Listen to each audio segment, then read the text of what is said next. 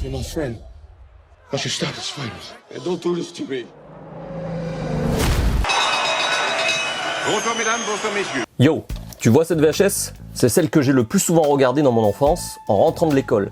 Et pas seulement parce que j'avais enregistré les meilleures scènes de Sharon Stone dans Sliver à la fin de la bande. Je ne vois pas très bien de quoi vous parlez, je ne sais pas pourquoi vous êtes là et je ne sais pas non plus ce que vous faites là. Comme tu peux le voir, il s'agit de Rocky IV. J'avais fait cette jaquette moi-même à l'époque en découpant le disque vinyle et le programme télé pour le résumer. Ça c'est mon papa. Et si je te parle de ce 4e épisode, c'est parce que c'est pour moi l'un des événements de cette fin d'année, la ressortie de Rocky IV. Pas de bourse, c'est pas une question d'argent. Rebaptisé Rocky vs Drago, une version Director's Cut voulue par Sylvester Stallone, remontée, rallongée, remasterisée et améliorée. He thinks he's fighting for the whole country, but his reasons are wrong. I'm asking you, as a friend. Stand in my corner. Just this one last time. He's had one professional fight and one man is dead. It's suicide. You can't win.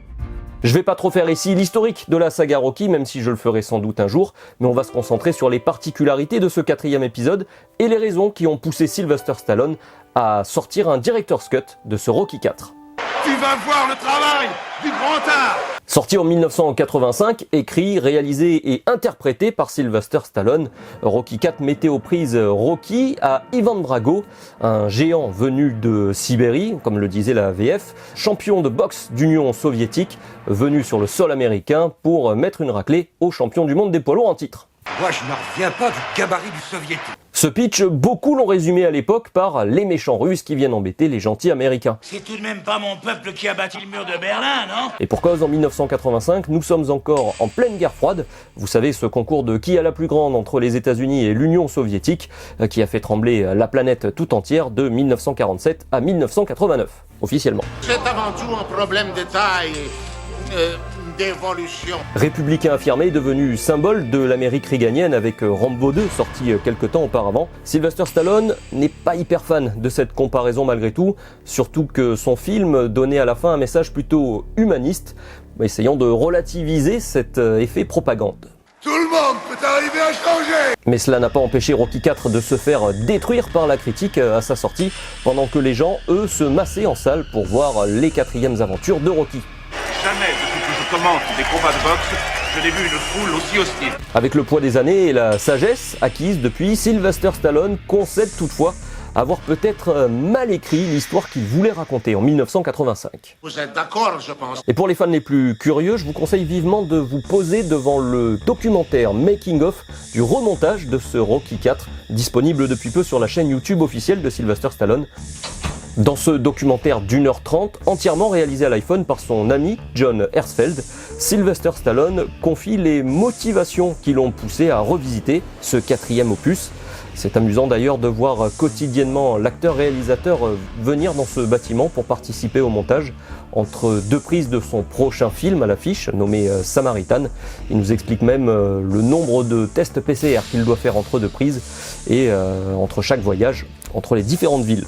Allez voir si vous êtes un grand fan du monsieur, car c'est vraiment intéressant de le voir travailler et de le voir même redécouvrir des plans qu'il n'avait pas eu le temps de visionner à l'époque. La production de Rocky IV s'étant sans doute déroulée avec un rythme assez effréné. Le film avait été tourné en 3 mois, monté dans la foulée. Donc Rocky, aujourd'hui, Sylvester Stallone a redécouvert des plans qu'il ne se rappelait même pas avoir tournés. On rappelle qu'il était réalisateur de ce film et interprète. Excuse-moi, t'aurais pas oublié quelque chose? Une partie du charme de Rocky IV, l'original, était cette sensation d'assister à un long clip où les scènes en musique s'enchaînaient durant 1h30, à tel point qu'on pouvait presque se le remater quotidiennement au petit matin pour se remotiver. Enfin moi je faisais ça le soir du coup en rentrant de l'école pour me remotiver pour le lendemain. En souplesse. Dans ce nouveau montage, Sylvester Stallone veut cette fois laisser plus de temps aux émotions. Il va donc rallonger les plans pour mieux comprendre ce que ressentaient les personnages. Certains plans ont donc été ajoutés, des angles de caméra ont été changés, le tout visant à rendre l'intensité dramatique plus importante que l'effet clippé de l'époque. Commencer comme une farce d'étudiants, cela se termine par une tragédie. À ce propos, il concède qu'en 1985, il n'avait peut-être pas suffisamment confiance en lui en tant que réalisateur et passait vite d'une scène à l'autre par peur que le spectateur ne s'ennuie. Disons, ça s'arrange pas, t'es complètement à la masse, et encore je suis gentil. Ouais, peut-être bien, mais... Ce changement d'approche, il le résume par la sagesse nécessaire pour aller au-delà de ce qui brille, vers davantage de sobriété donc, qui se retrouve dans l'étalonnage qu'il a légèrement modifié pour ce Director's Cut, enlevant par exemple le côté un peu flashy ou trop saturé de ce qu'on pouvait voir dans les années 80, et toujours dans la colorimétrie. Vous vous rappelez sans doute la scène où Sylvester Stallone ou Rocky se rappelle toute sa vie dans la voiture après la mort d'Apollo. Et bien cette fois, dans cette scène-là, tout ce qui fait rapport au passé sera en noir et blanc, alors que tout était en couleur dans la version originale. Ah, je me sens tout excité, dis donc, j'en transpire. Pour cette nouvelle version, le réalisateur tient aussi à enlever tout ce qui est superficiel. Et par superficiel, on pense notamment au robot parlant qui était offert à Polly au début du film pour son anniversaire. Mais ce robot ne fait donc plus partie de l'aventure, mais ça on le savait déjà puisque cela avait été annoncé dès qu'on a appris l'existence de ce Director's Cut. Mais t'es ravagé. L'une des premières informations à avoir fuité aussi autour de ce Director's Cut, Rocky versus Drago, c'est la présence des musiques du compositeur historique de la saga, Bill Conti. Pour vous la faire courte, quand Rocky IV est sorti en 1985, Bill Conti était déjà engagé sur le premier Karate Kid. Du coup, Sylvester Stallone a fait appel à un autre compositeur, Vince DiCola, qui venait de travailler avec lui sur le film Staying Alive, mettant en scène John Travolta. Voilà pourquoi les musiques de Rocky IV à l'époque avaient une sonorité si différente. Ce n'était plus Bill Conti, mais Vince DiCola, qui a fait un travail absolument fabuleux lui aussi, puisque tous les morceaux, et notamment les morceaux d'entraînement et du dernier combat, sont absolument cultes. Ouais, vas-y, Accroche encore le russe après la fin du deuxième round. Eh mais oui, le russe aussi veut continuer. Petite anecdote sur le célèbre thème War que l'on entend donc dans le combat final entre Rocky et Drago à l'époque. Eh bien ce thème a été utilisé dans le jeu Far Cry Blood Dragon d'Ubisoft. Far Cry Blood Dragon qui était un jeu ayant la particularité de rendre hommage et de faire référence à tout ce qui touchait aux années 80. Et il y a donc une scène complètement what the fuck où l'on entend ce célèbre thème de Rocky IV.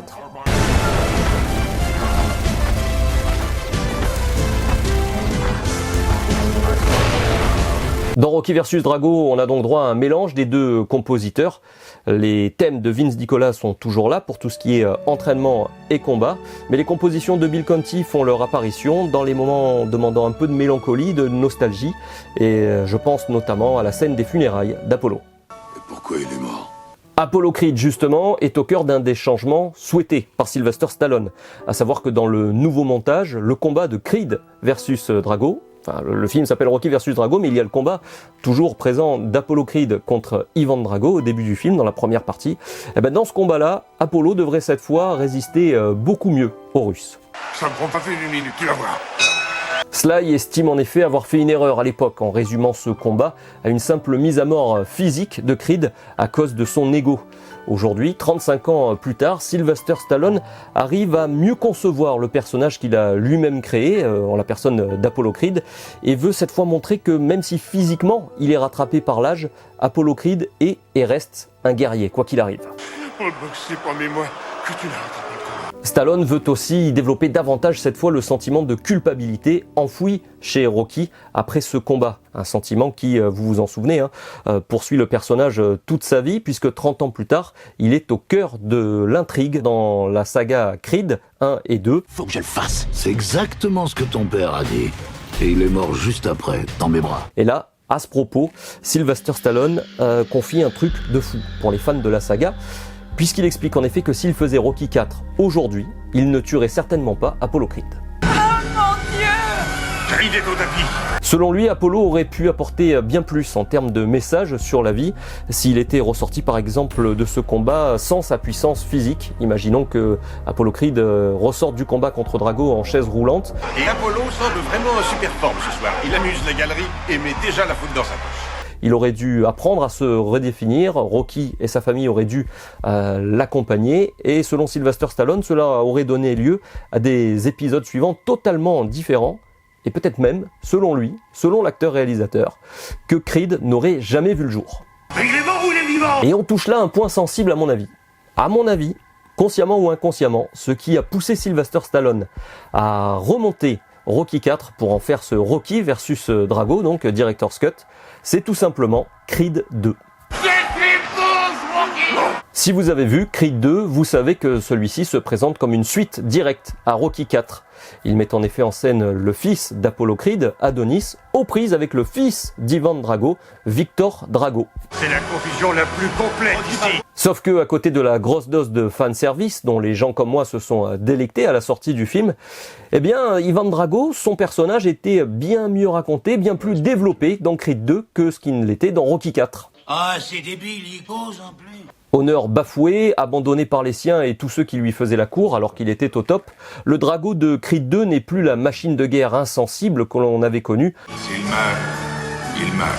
En résumé, le personnage joué par Dolph Lundgren apparaît bien plus humain dans Creed 2 que dans Rocky IV, et à mon avis, l'ego de l'artiste a été touché.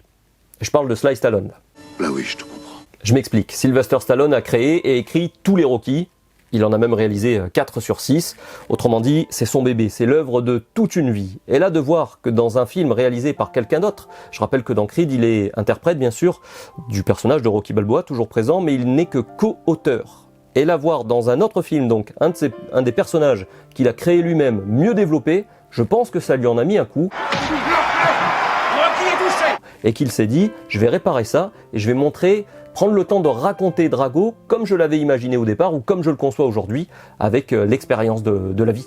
Une sorte de volcan qui bout avant l'éruption. Couplant donc, comme il le dit lui-même, sa sagesse d'homme et l'expérience de réalisateur qu'il a acquis au fil des années, Sylvester Stallone tenait absolument à rouvrir ce chapitre important de sa carrière, de sa vie même, puisque Rocky IV reste toujours le plus grand succès box-office de la saga. Il en livre donc aujourd'hui une version plus aboutie, Director's Cut, intitulée Rocky vs Drago.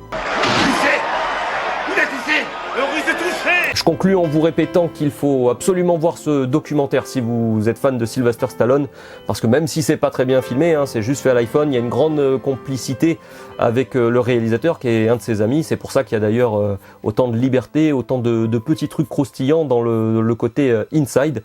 Vous découvrirez vraiment Sylvester Stallone, pas dans son quotidien, mais presque, ses habitudes dans le travail, quelques réflexions aussi qu'il a.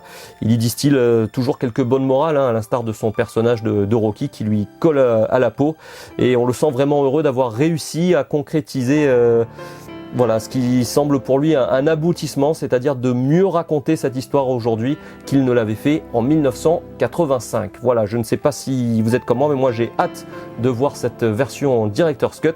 Je vais aussi aller vérifier si à la fin de cette bande, il y a toujours ce dont je vous parlais en début de vidéo. Merci d'avoir suivi en tout cas. N'hésitez pas à vous abonner. Vous avez vu qu'il n'y a pas plein de vidéos qui sortent toute l'année, donc vous n'aurez pas des notifications tous les jours. Vous en aurez peut-être une tous les 3 mois.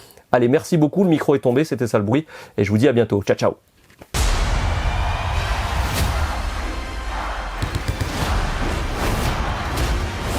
He's not a machine. He's a man. Be more man than him. I must break you. Rocky is in serious trouble. Breathe. Don't be scared. Get up, you son of a bitch. All those fighters you beat them with heart. Get up. Get up!